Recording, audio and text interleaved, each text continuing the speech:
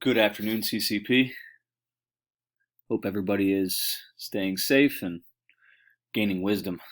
Now, and you're looking at World War I and America's involvement and its impact on the Great War, also known as the War to End All Wars at that time. Now, we're looking at this, if you're looking on June 27th, it's actually the day before a major event, and you ask professors across Western Europe if they think a world war is possible, most would have said no, just because technology and progress, there's a lot of optimism in it. Americans have achieved more in the past century in many ways, whether it's involving communication or manufacturing or travel, than thousands of generations before. So we look at this.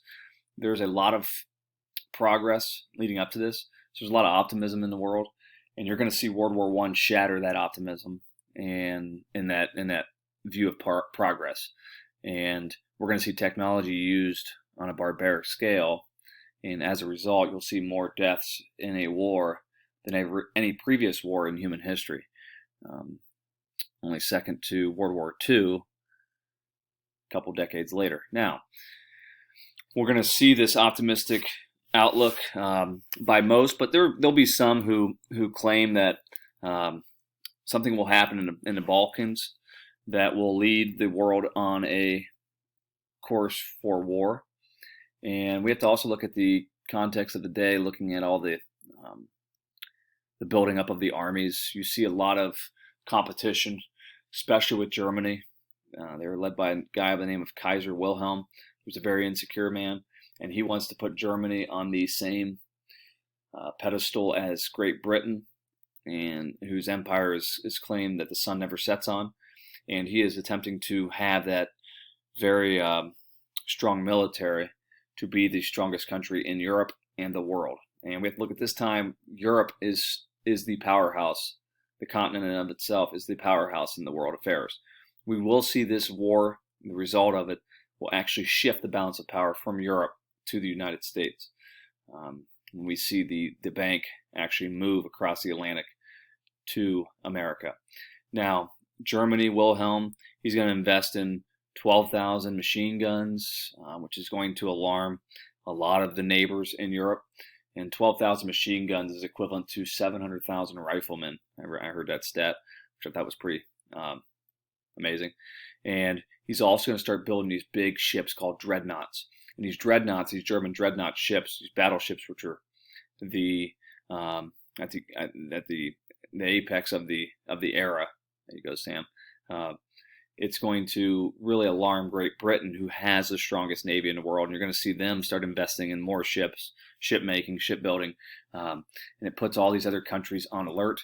You'll see Russia sign an alliance with France, which will really alarm Germany, because now you have geographically, you have two potential enemies on each side of your country, each border.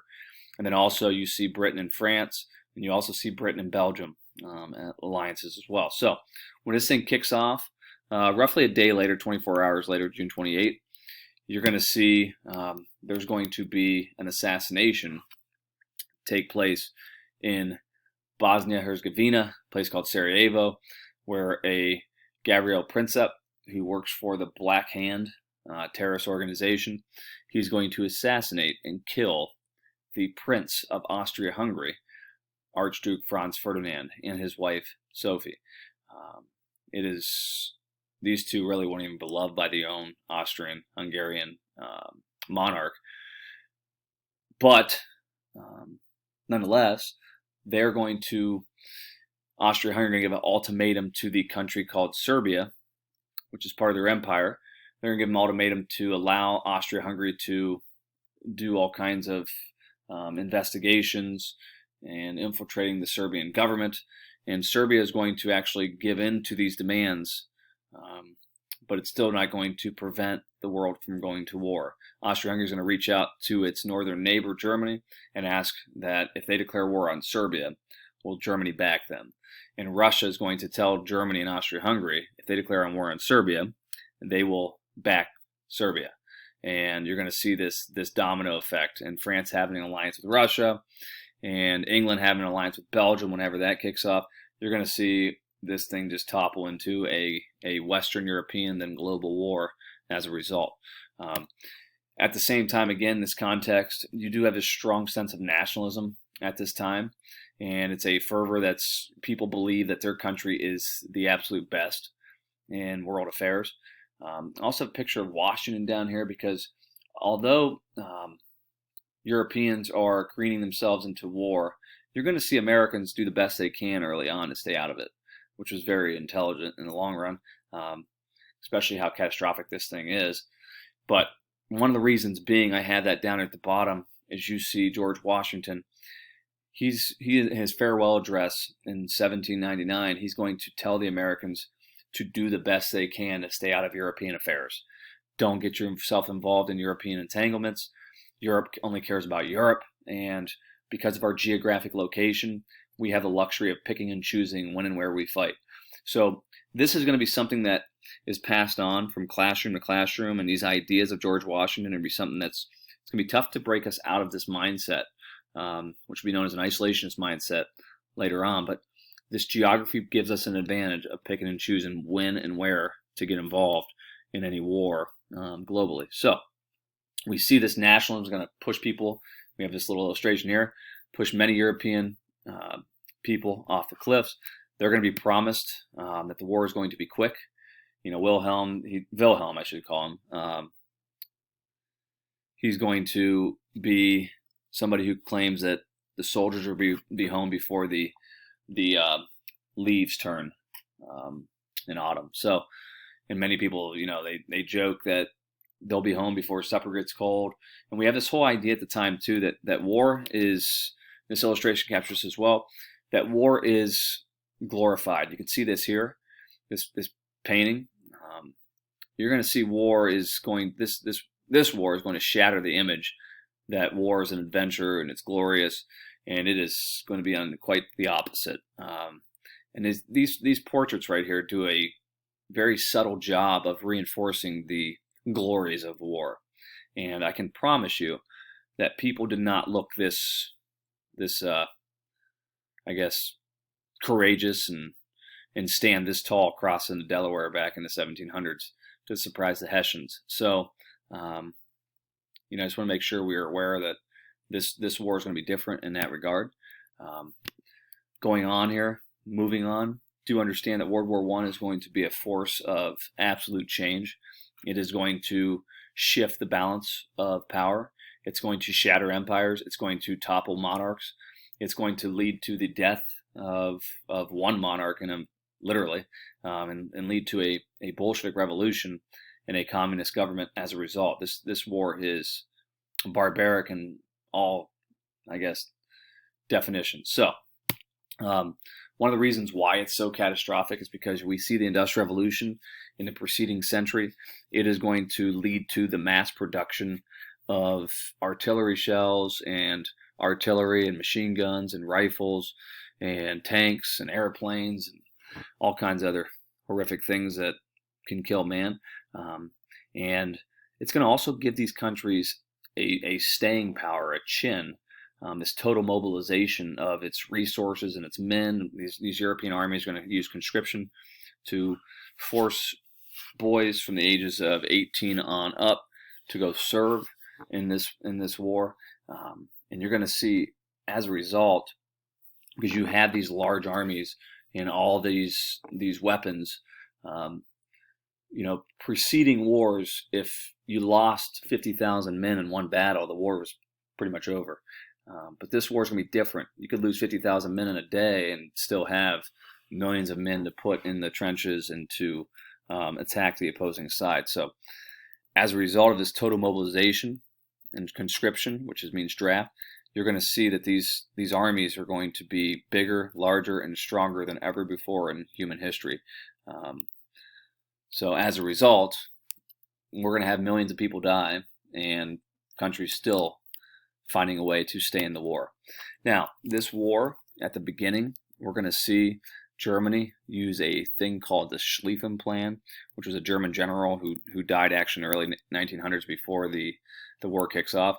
But the whole idea of the Schlieffen Plan from the German commander was to invade France, and it's kind of a war games to invade France through Belgium and attack Paris and try to knock France out as quickly as possible. The problem is, if you're looking at this Schlieffen plan, it is something that is, behind the times. This guy comes up with this plan in the late 1800s, early 1900s. We could look at a decade with technology is a lifetime in the early 1900s. This modernization, industrialization, these new inventions, innovations. So we see this Schlieffen plan. We're going to see Germany ask Belgium if they can just come through and attack France. Belgium, King Leopold's going to tell them no, and they're going to try to put up a resistance, a fight. Eventually, Germany will overwhelm them, and reports come out of Germany's invasion of Belgium, raping, looting, killing civilians, and this stuff's going to travel across the Atlantic. So give an early perception of America's views of the Germans and the barbaric nature these Huns, we call them, are going to attack. Now, Germany is eventually going to get into northern France, but they're going to get bogged down, and there's going to be a flanking maneuver from each side. France trying to flank Germany, Germany trying to flank France, on and on until they get to the north, the English Channel. Now, we see this English Channel. This will be, because it's flanking maneuvers, both sides bogged down in trenches. And this is kind of what becomes known as the Western Front, a stalemate, a lack of movement, people fighting, contesting over each foot, each yard, each mile, and it is going to lead to a bloodshed never seen before in human history. To give you an example, France and Germany and England on the Western Front here are going to lose more men in a month than, I can't remember the numbers, but I want to say as much as Americans lost in the Civil War. So that's around 600,000. One battle, for example, the Battle of the Somme, 140,000 people will die in that battle. And to give you perspective, the most infamous battle in the American Civil War, Gettysburg, 7,000 Americans died. So just, these numbers are something that the world has never seen before in combat. And it is going to lead to a Gordian knot in a sense where it is unable to get this knot out. That how are we supposed to get around these trenches? How are we supposed to find ways to knock the opponent out with such a strong chin? This Gordian knot, you will see it'll take America to break this knot, cut this knot in 1918. So this is a nutshell. On the Eastern Front, we have more movement between Russia and Germany. It kind of goes back and forth. Russia actually puts up a better defense than Germany thought they would. They thought they could knock France out quick and then take on Russia with the Schlieffen plan, but that is not going to be the case. Instead, they're going to fight a two-front war, and to make matters worse, they're going to find out Austria-Hungary, their allies, Bulgaria, Ottoman Empire, are pretty weak allies. They're going to be doing a lot of the fighting for them as well. So two-front war is something they're going to try to avoid. And again, they'll do the same thing in World War II, which lead to their demise.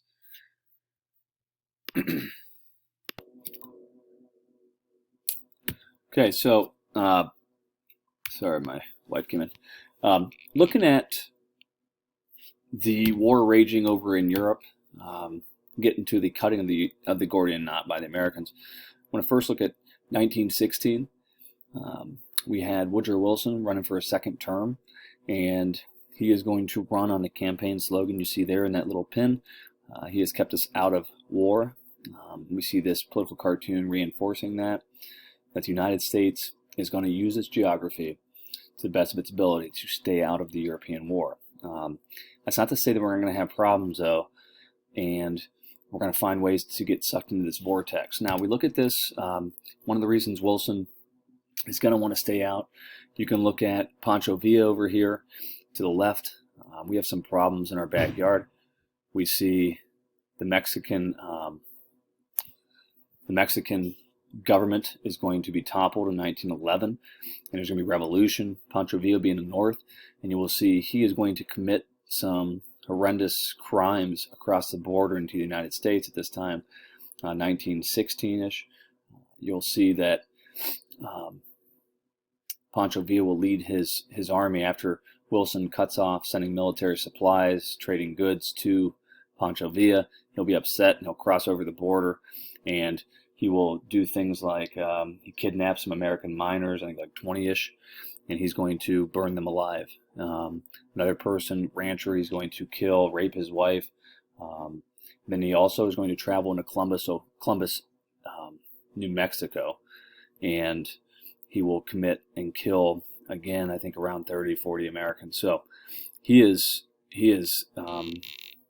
crossing over. Wilson's going to send the future general and main general in the European theater, Black Jack Pershing, and he will send a guy by the name of George Patton, who will be another famous general, down to go get Pancho Villa, which will be unsuccessful. But we're just kind of reinforcing what's going on over here at this time when the Europeans are engaged in this barbaric war across the Atlantic. We're having problems on our borders as well. Now, Woodrow Wilson is going to catch a lot of flack from some Americans in joining the war. Many Americans believe that we owe it to France, who helped us get our independence from Great Britain in the Revolutionary War, to go support them in a time of need. Other Americans view that Britain is a strong ally. Other Americans view that the Germans are barbaric. We need to go win for civilization. We need to make the world safe for democracy. One of those people is on the left here, is Teddy Roosevelt.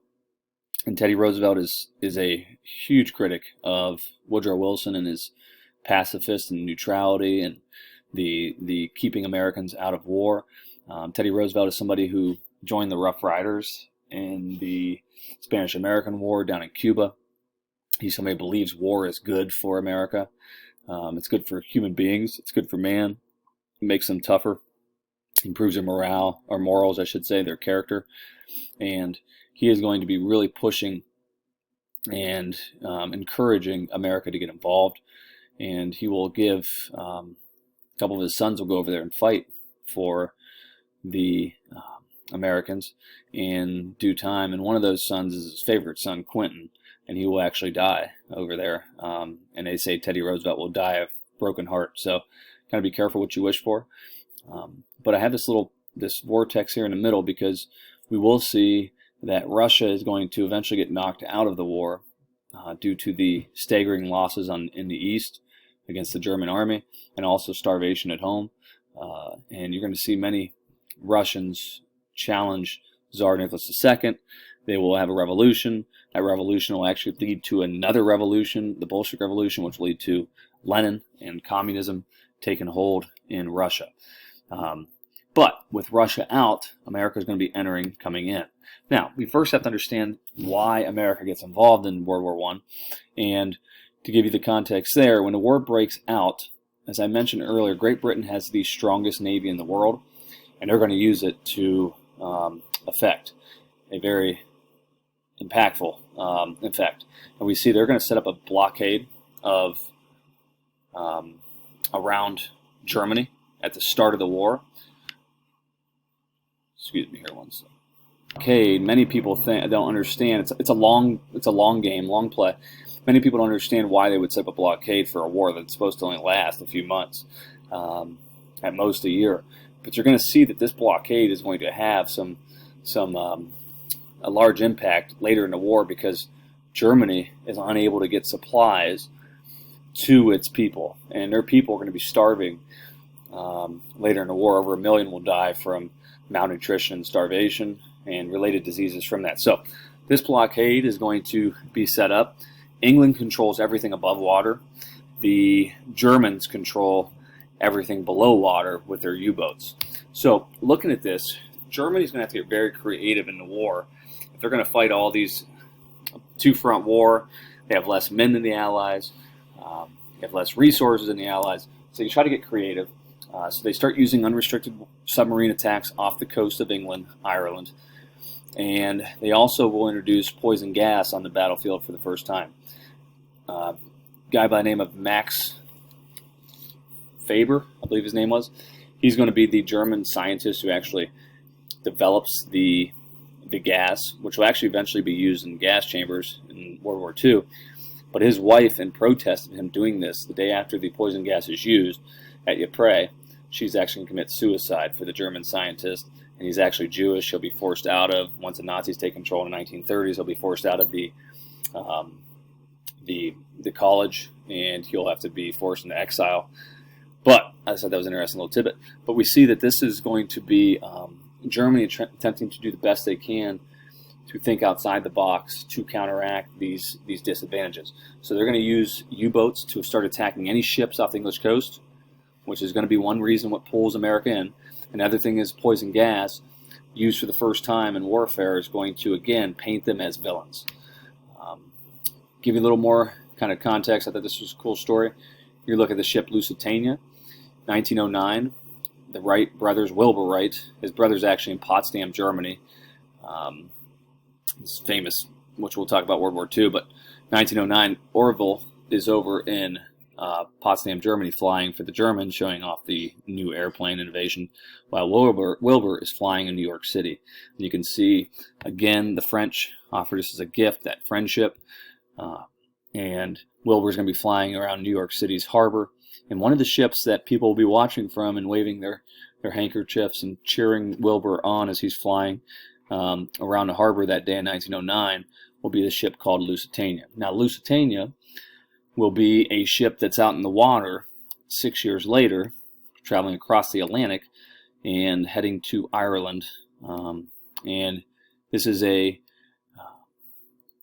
cruise liner, and it is actually in the early afternoon will be sunk by a German U-boat. And you can see there May 7th, and the captain was supposed to be going in a zigzag pattern the closer you get to the coast, but instead he goes in a straight line, and a U-boat will sink the ship. It will sink quickly, and 123 Americans will die on this ship. I found it interesting. There's a guy by the name of Vanderbilt. If you remember Vanderbilt, Cornelius, he's one of the richest Americans in the 19th century America for his railroads. One of his ancestors, Alfred Vanderbilt, he was actually supposed to be on a Titanic 3 years earlier, and his name was actually in the deceased the next day it was released, but he actually decided to take a different passage back home. He got on a later ship. But he'll be on the Lusitania. He'll be one of the 23 Americans who died. The Vanderbilts actually offer $5,000 reward for recovering his body, which is never recovered. And Americans are going to be outraged by this attack. And again, Germany warns America, do not send ships over here. This is a war zone. And if Britain's going to blockade us from getting any goods, we're going to blockade them from getting any goods. But this is going to enrage Americans. So the Germans are going to call off the U-boat attacks on American shipping. And one little hidden history with this was, Americans didn't notice at the time, but this ship had a explosion and a huge secondary explosion. The reason being is this ship was carrying ammunition secretly to give to the English to help them fight on the Western Front against Germany. So you see Americans doing this covertly, and again, this is going to force the Germans to back down a little bit from the U-boat unrestricted warfare, but they're going to pick this back up later on. So even though Americans are outraged, it does not bring us into the war. So looking at 5 reasons why America joins. Do understand, we look at these, that geography, economics, and psychology all play a role when we look at anything in history. And this is going to be some of the 5 reasons why. Now, first thing we need to make sure we understand is the power of language. We are naturally aligned with England because we speak the same language. And we're going to get this war. Number 2 is we're going to get this war from a one-side perspective. That's that psychology. The framing of the story is that this is actually a German Hun. This is the soldiers. They're barbaric. They're violating the women in Belgium. So when this war starts, the telegraphs, the Atlantic telegraphs, that the wires that ran underneath the cables that ran underneath the Atlantic Ocean, the English are going to cut Germany's communication with America off rip at the start. And you're going to see, as a result, we're going to hear just one side of the story. So when the Germans invade Belgium, we're going to hear about all the horrific things they did.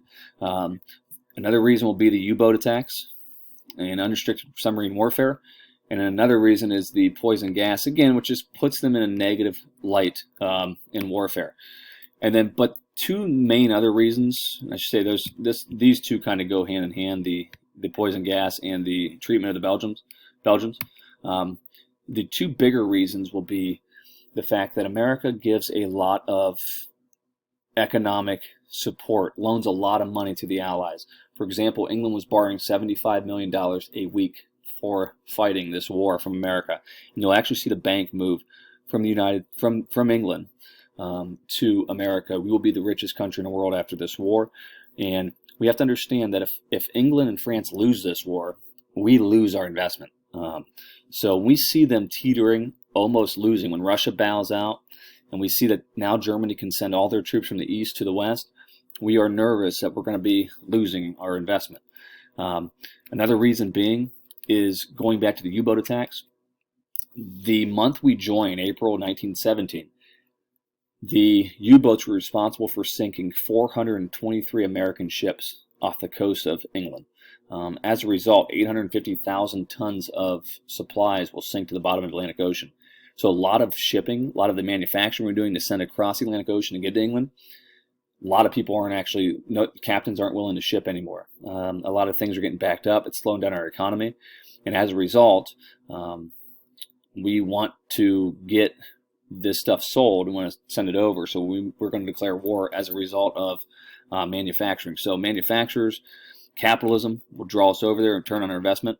But really the thing that gives us the biggest reason to join is in January 1917, there's something known as the Zimmermann Telegraph, the Zimmermann Note. Arthur Zimmermann, he's a German diplomat, foreign minister. He's going to send a telegram to Mexico, and it's essentially going to be from asking Mexico to attack the United States to keep us out of the war. And what the telegram promises is if Mexico attacks the United States, and again you look at the Mexican-American War that we took a large percentage of land from Mexico in that war, 1846, that if they attack America, when Germany defeats England and France, they'll come over and help them get their land back. That was the Zimmermann telegram. The British, Americans don't know this, but the British and the Germans obviously know this, got a bunch of code books, German code books in 1914. They eventually break the German code, and they actually intercept this message, which was actually used from on American lines, from the American embassy or German embassy in America to Mexico. I hope I didn't lose you there. When the Americans find out about this from being told by the British don't tell us right away because they don't want the Americans to know that they've tapped our lines of communication, and they also don't want the Germans to know that they've done this.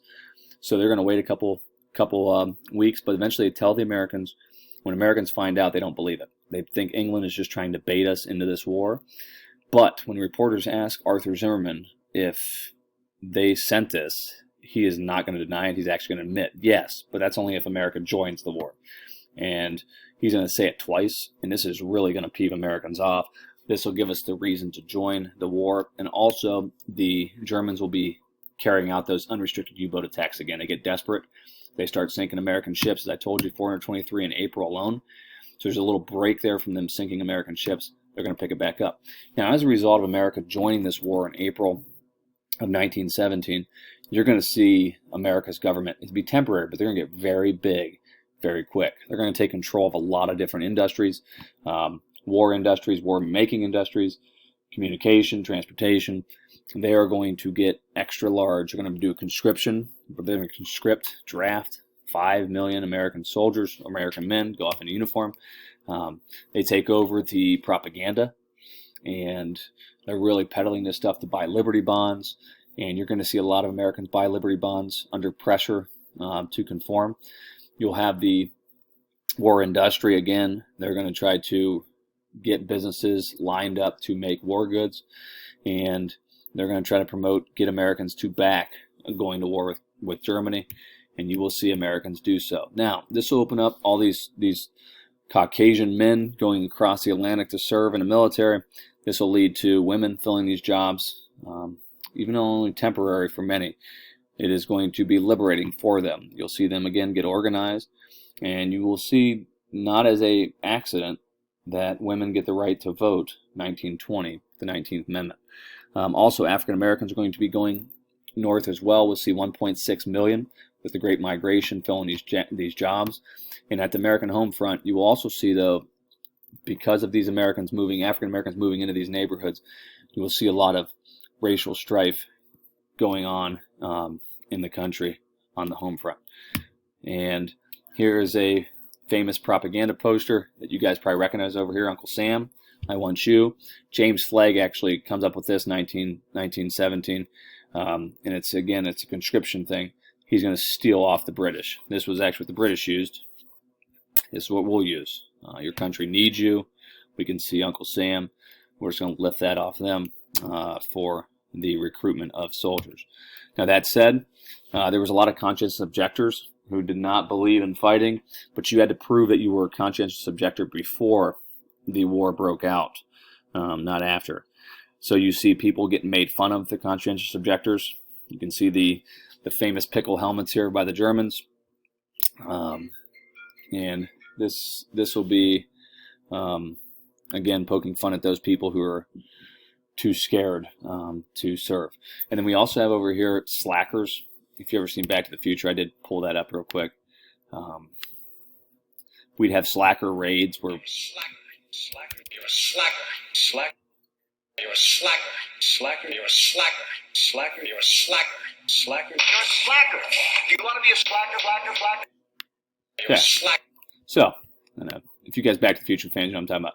So you're going to have as many as 3 million Americans who are going to dodge a draft. You got to think back at that time. It's very difficult to track these people down as well. But you'll have people going around neighborhoods and actually finding ways to rat on each other. And you'll have people actually get arrested for being slackers. These are people who are avoiding to draft, to sign up or to enlist if they were called upon. The conscription, the Selective Service Act, they call it, where people have to serve in the military. So we see many of these draft dodgers. They're called slackers, and that's made me think of, I never knew the context of that or the origins of that word. And we can see them Back to the Future. But you will have these slacker raids, which will round up some of these people. Some men go up to Canada, they escape. Some just, again, don't show up. So you do see this is something to adhere to. Now, if you want to look at the power of conformity, the sociology, you do see people conforming. They're forced to conform because if they're not being patriotic enough, they could actually be assaulted by their neighbors. And we see the rights of free speech. That is absolutely, I have the tape over her mouth there, as a reinforcing the fact that people are not allowed to speak their mind and be any kind of anti-war fervor at all. And we see the Pledge of Allegiance, and you're looking at people alleging themselves to America's government. You are not allowed to, again, speak out. Clergymen, most of them were patriotic. They supported a war, but if they did not, they could potentially be tarred and feathered. There were accounts of people being tarred and feathered for being anti-patriotic, for clergymen being anti-patriotic. And if you did not show enough loyalty or patriotism, people would be forced to kiss the flag. If you didn't buy Liberty bonds, you could be forced to buy Liberty bonds. There was a woman I remember that reading about that she was actually forced by people she worked with to go. They marched her down to the bank to buy a Liberty bond, and they forced her to do that. And this is just looking at the America of the World War I, 19 teens. It is not democratic at all. It's very scary to speak out and speak your own mind. One of the group of people that were targeted were German Americans. And many German Americans come over right before the Civil War. They settle in the Midwest, Ohio, for example, and they will be targeted for being anti-patriotic, and they will actually change names like sauerkraut, which is a German thing, to Liberty Cabbage, hamburgers, Hamburg, a city in Germany, to Liberty sandwiches, and places like New Berlin, which is Berlin, named after a German city, was changed to North Canton, which you know is right up the road. So we see that this is looking at the waves of patriotism swallowing up America. Librarians, they were at the first wave, and first line, looking at censoring any books that were undemocratic, any kind of pro-German or German sympathizing. They will, or socialism, which was going on in Russia at the time. They will be involved in collecting these books and burning these books. We'll see a lot of book burnings in America at this time during World War I. And then they'll be responsible for sending books to the front line to the soldiers. And then teachers had to sign loyalty oaths to the American government that they were not going to promote any kind of anti-war language. Now, we'll also have the passing of the Espionage and Sedition Acts. It was illegal. You could be caught spying on and undermining the American government, and the Sedition Act, saying anything that would be considered anti-war, anti-government. And you will see a famous president who was actually had a mistress who's a German-American who will be spied on, Warren Harding, Ohio-born. He'll be the president here soon, early 1920s after Wilson. And then you see these acts again, just crushing any kind of freedom of speech will be suppressed during this war. The most famous one I thought was a cool story, Eugene Debs, who you should have read about in the election preceding this, 1912. He will be he'll be like early socialist, he'll be like a Bernie Sanders of the day. He is going to give a speech that is anti-war. He's going to give this speech in 1918, in June of 1918, and none other than, this picture is capturing it, in Canton, Ohio. And he will actually be charged for violating the Sedition Act, and he will be sent to prison for 10 years. He's supposed to serve 10 years. He'll be pardoned by none other than Warren Harding in 1921, so he'll serve 3 years roughly in prison for violating the Sedition Act. And he will actually run for president while in prison and receive 900,000 votes. So just reinforcing what was going on at the time. But we are going to get involved, and we do have some famous Americans who will serve over there. Future president here in the top left, there's Harry Truman. He'll be in the artillery, and he is somebody who's going to serve in World War I. Bottom left, this guy will become very famous in World War II and then the Korean conflict. This is Douglas MacArthur. But this is the main honcho. He is actually going to be somebody who fought with Teddy Roosevelt at San Juan Hill. He fights courageously, bravely, and he's going to be rewarded by Teddy. He'll actually jump 3 ranks in military command, but Jack Pershing. Now, Jack Pershing, sad, tragic story. He actually loses his wife, and I think it was 3 of his 4 children in a house fire. That's going to tragically kill them right before World War I. I think it was around 1916, before America joins World War I. So Jack Pershing, he's going to be somebody who is going to be the head commander. Now, he's going to send troops over there. The English and French want to use our troops under their command. He's going to be adamant that they're not joining. They're fighting under the American flag, not the French and British flag. And he is going to tell them that we're not getting in until we're ready. And he's going to make sure that we're trained and ready for combat. Some other commanders that are military personnel around at the time, he actually never served in Europe. That's Dwight Eisenhower. He'll be the president after Truman in 1952. But you see Eisenhower will be in the military. He'll be in America, though he won't serve in Europe. But 2 guys who get a lot of fame and glory are George Patton and then George Marshall. He will serve under FDR during World War II. He'll be the main general in the American Army. But he'll stay in the States and be a right-hand man for FDR. But George Patton's another one.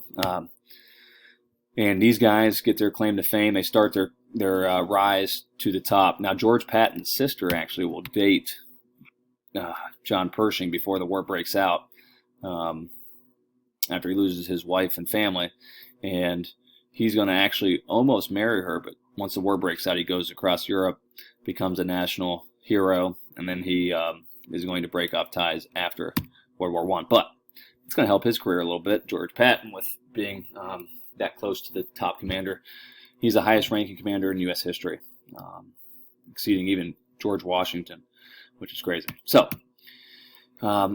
America is going to join, and if we look at this, Germany's going to attempt to do all it can to knock out France and England before America actually gets its full army across the Atlantic Ocean. They're going to push about 20 to 40 miles outside of Paris, but eventually that momentum will stop. When America joins, we will be we'll break the the camel's back, essentially. We'll break Germany's will to carry on. We do fight valiantly. The bloodiest battle ever in American history was at the Argonne Forest. It will lose 26,000 Americans, 27,000, and it'll be led by George Patton. And really, George Patton and Douglas MacArthur, these guys, they almost prove like their fate intervenes. Like they have all this death around them, and they somehow don't get hit. But America is going to break the Germans back, and you're going to see a quick end to World War I. You'll see the signing of the armistice on November 11th, 1918, and this will be known as Veterans Day. It's Armistice Day for a while. It's changed to Veterans Day, and this will be the official ceasefire. Now, the official ending of the war doesn't take place until June 28th, 1919, the same day the assassination, or the war started. Maybe it was July. Don't quote me on that one. But it does actually start. It's 5 years after the start of the war. The official start of the war, the Treaty of Versailles will be signed. But before we move on, this war is short for America, but we will lose around 115,000, 116,000 Americans will die. Woodrow Wilson is going to travel through American hospital ward and shake everybody's hand in it, and he looks like he's seen a ghost by the time he gets done. Just the brutality of this war, and this picture on the right kind of captures this early facial construction surgery. But he's going to be somebody who's turned off by this war in many regards. Then you come across the nurses who served over there, the American nurses, these just being the final moments of these boys' lives. And there's one story I read where this boy was screaming, Mom, I know you would make it. I know you would make it. And she goes, yeah, I'm here. And it's just a nurse pretending to be mom because the guy's delirious in his final moments. So it's just very tragic for these women serving over there and listening to the final words of these boys. Now, Woodrow Wilson is going to do all he can to try to keep an everlasting peace. This is known as the Wilson's 14 points, and it essentially is he's doing all he can to prevent another future war. And he states there's 14 ways to prevent future war. Let's have peace. And you guys are looking at them over here on the right. The biggest two, I would say, are the self-determination, that countries should be able to determine their own destiny. And the second one is the League of Nations, which will serve as the rough draft for the United Nations later on. It's obviously a failure because we don't have it around anymore. But it, again, is the rough draft to the final copy of the United Nations, which will follow World War II. But he's going to do all he can to make sure it shows his foresight here. That's what I have this here for. This League of Nations, kind of ahead of its time. And lost train of thought there for a second. But his problem with these Wilson's 14 points is he does not ask. He doesn't work with the Senate enough. He doesn't talk to the politicians in Washington, and that's one thing you have to do as a president. You have to have good relations with your Senate to ensure, in your House of Reps, to ensure that bills get passed, your ideas get moved through, and he's not going to be very good at communicating that. He's the smartest dude in the room. You just have to ask him. He'll tell you that. He served as president at Princeton.